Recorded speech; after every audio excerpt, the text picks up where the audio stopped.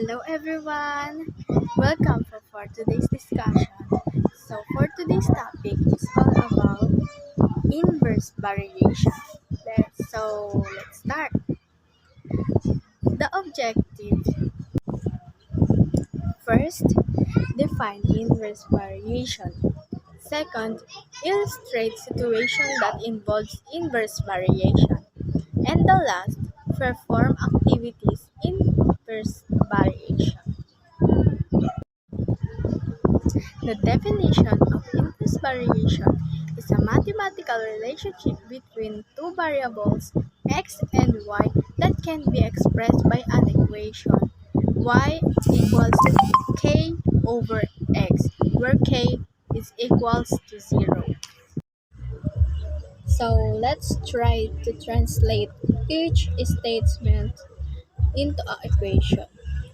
Number 1. M varies inversely as n. So, yung M is nasa left side. Then, equal sign. Take note, yung K ay laging nasa numerator. Di siya pwedeng malagay sa denominator. Then, yung N ay nasa ilalim ng K. Number 2, T is inversely proportional to P.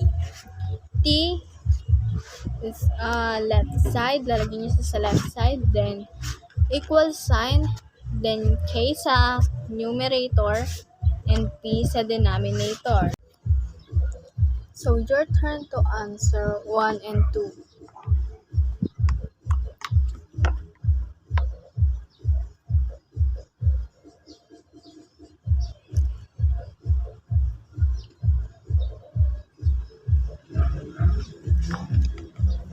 Time's up.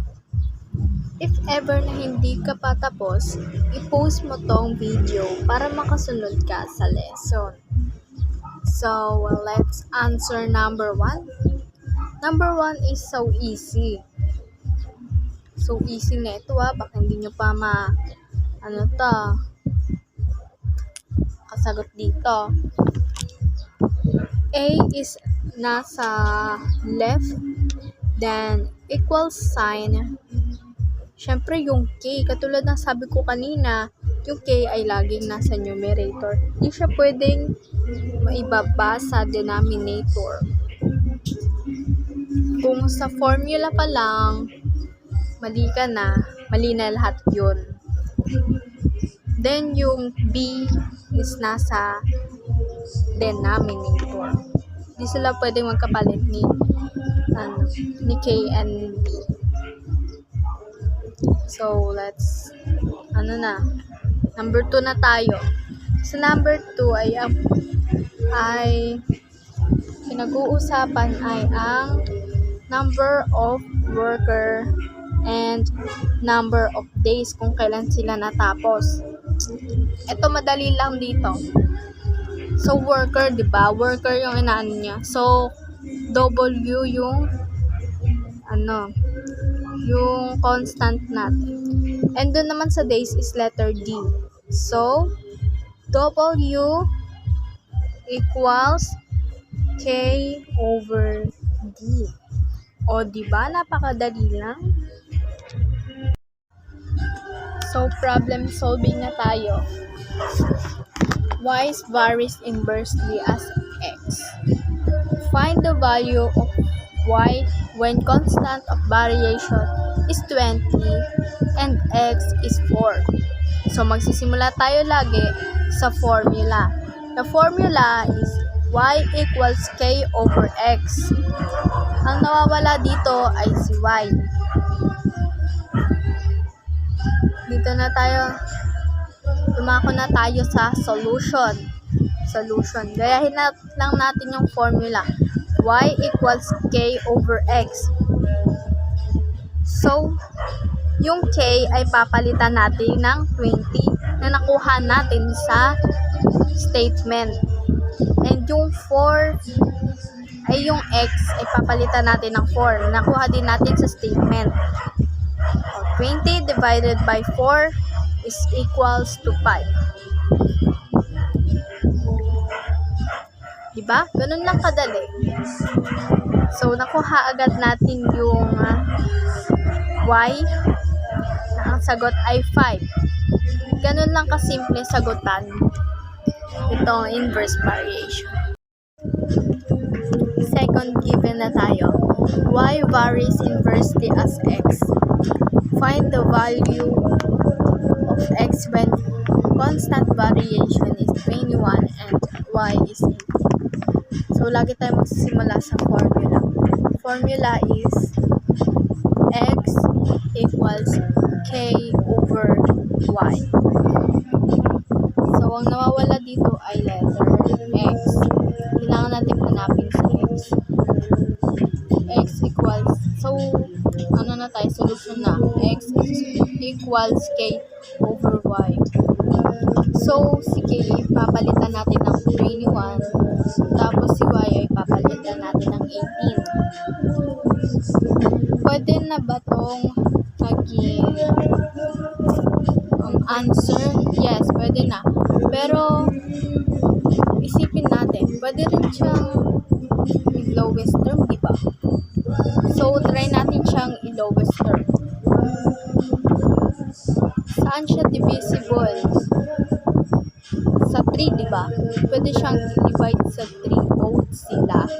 So, both silang i-divide natin sa 3. Ang magiging answer ay x equals 7 over 6. That's the final answer.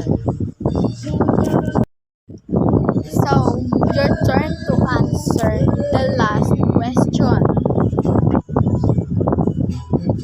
I'll give you time to answer that.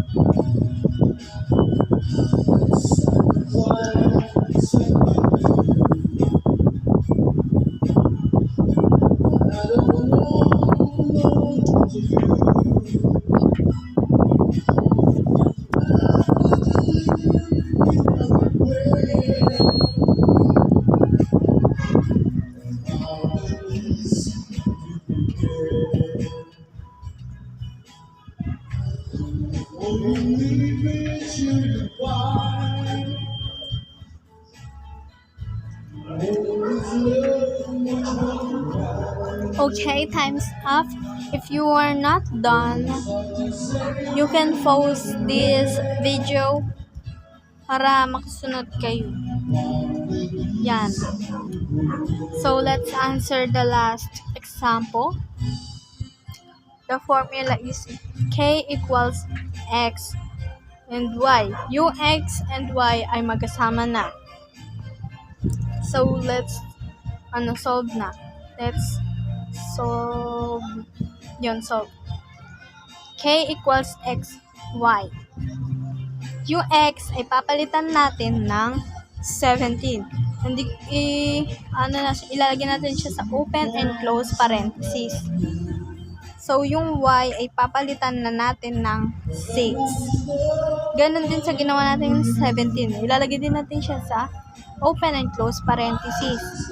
Ito ay pag times natin.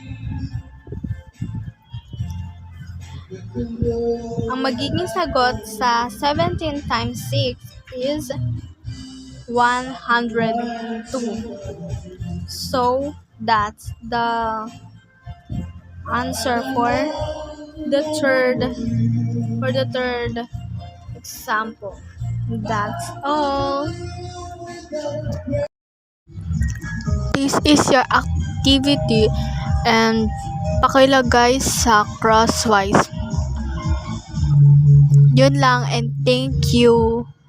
Thank you sa mga nakinig at sana natuto kayo sa video lesson na ginawa ko.